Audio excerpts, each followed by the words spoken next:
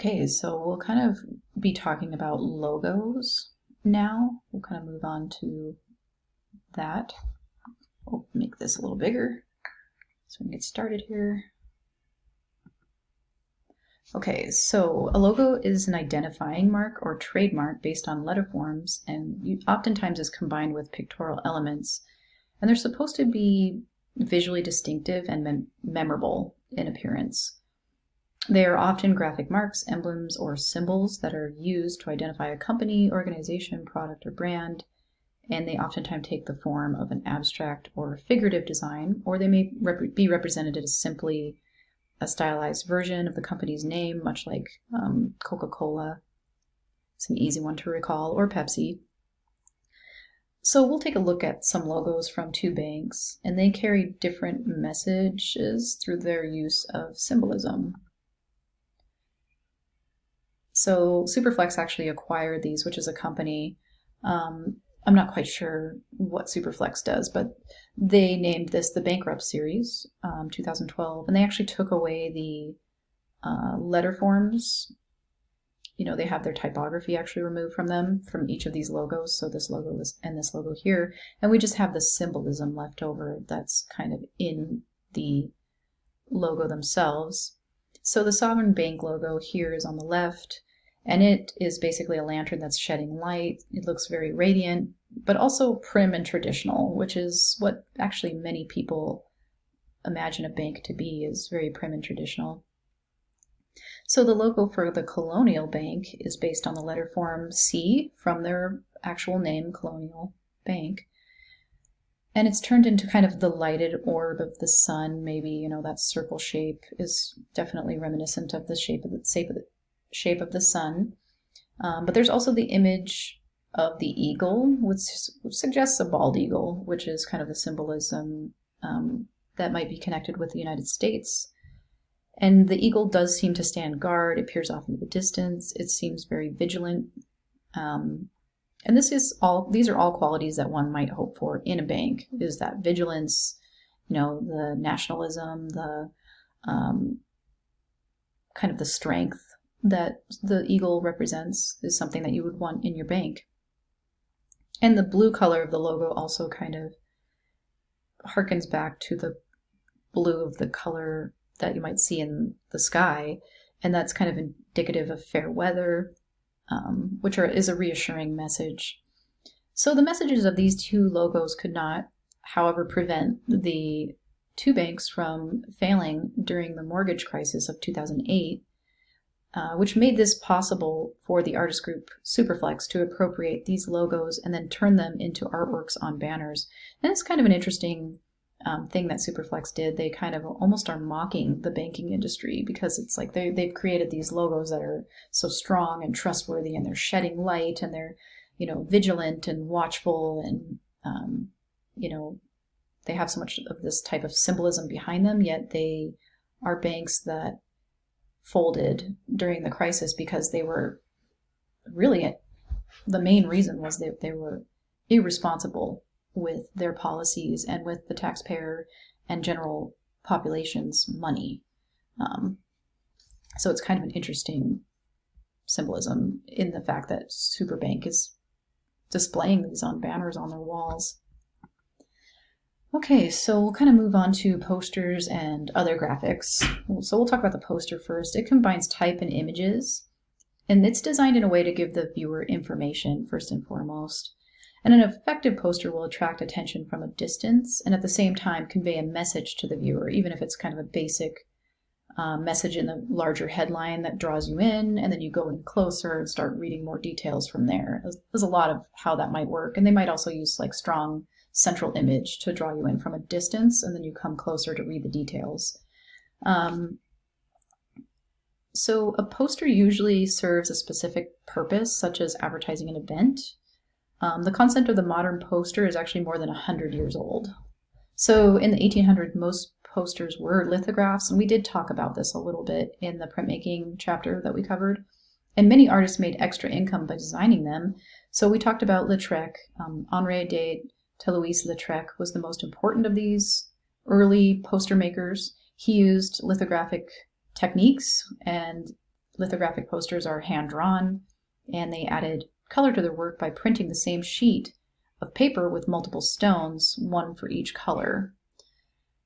So in the 1920s and 30s, advances in printing methods made high-quality mass production possible,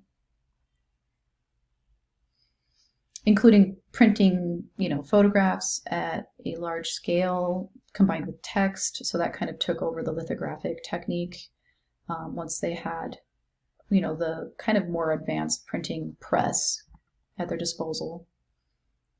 So since the 1950s, radio, television, and print advertising have overshadowed posters. Although now they might play a lesser role than they once did, a well-designed poster can still fulfill a lot of needs for instant communication with the general public. And even today, posters are an effective way to reach an audience. I still hang up posters around campus. I think people do see them, which is great.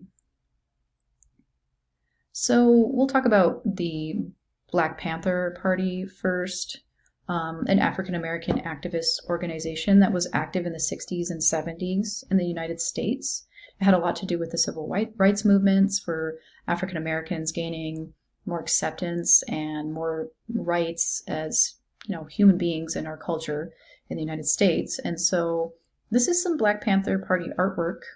We can see, a lot of them are focused on figures because honestly, the main objective of the Black Panther Party was to kind of bring Black people to the forefront. And so it does make sense that their imagery is based in portraying African American people on their posters.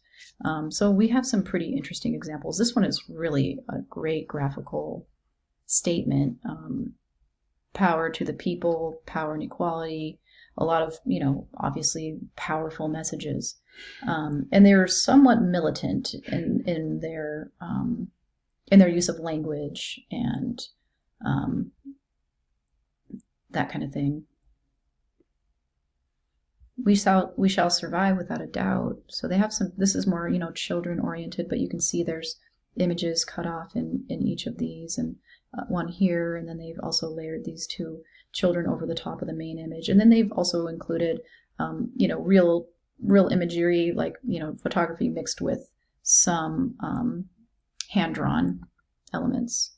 So we'll talk about a similar movement around the same time. The Chicano movement commissioned many artists to make silkscreen, promoting the causes of Mexican Americans. So this is just having to do more with Mexican Americans. And so I think this is Che Rivera or whatever. He's a very famous civil rights activist from, I believe, Latin America. Don't quote me on this, but he was definitely a very powerful figure during the Chicano movement.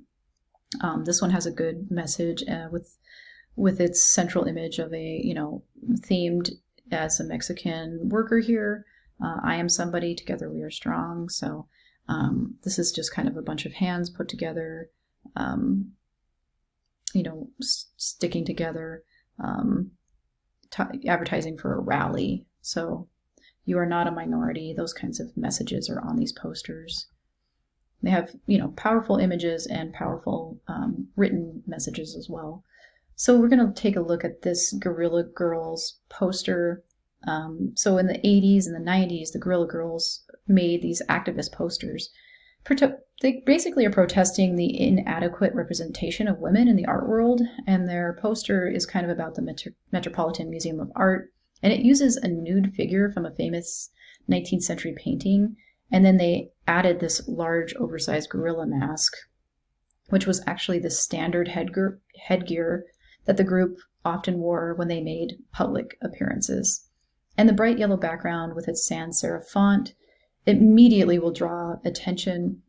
And the Guerrilla Girls put these up near the Metropolitan Museum of Art and also throughout different locations in New York City, especially where there were art galleries.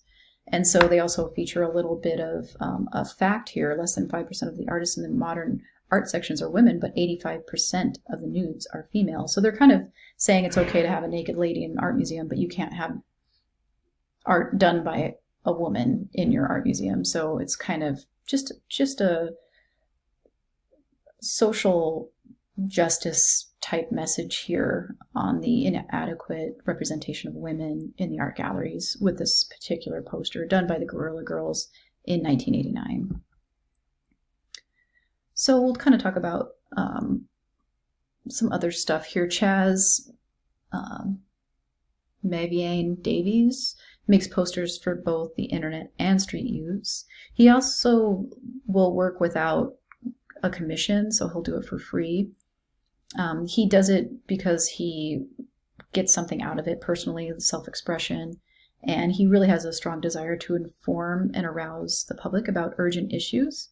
So he actually made a poster about a refugee problem that uses negative space to suggest the worldwide nature of the problem.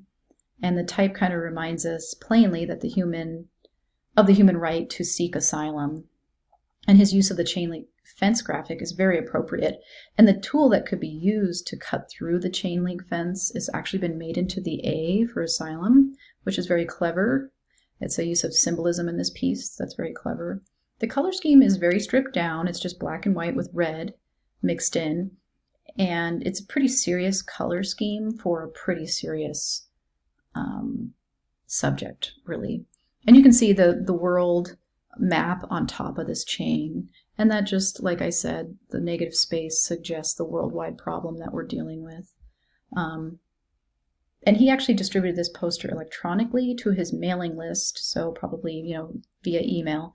And then he sold paper versions on his website at a non-profit price. Let's see how much time we have. We have a little bit more time here.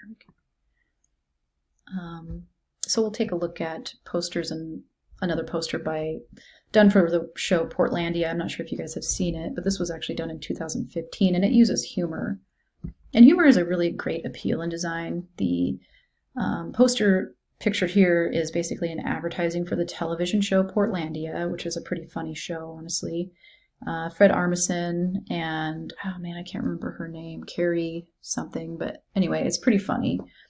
And so they're kind of dressed as urban hipsters and posing stiffly next to cliches that refer to the northwestern city of Portland, Oregon. And the backdrop is obviously painted onto the wall. And as we can see, there's a window frame here or a door frame here to the right.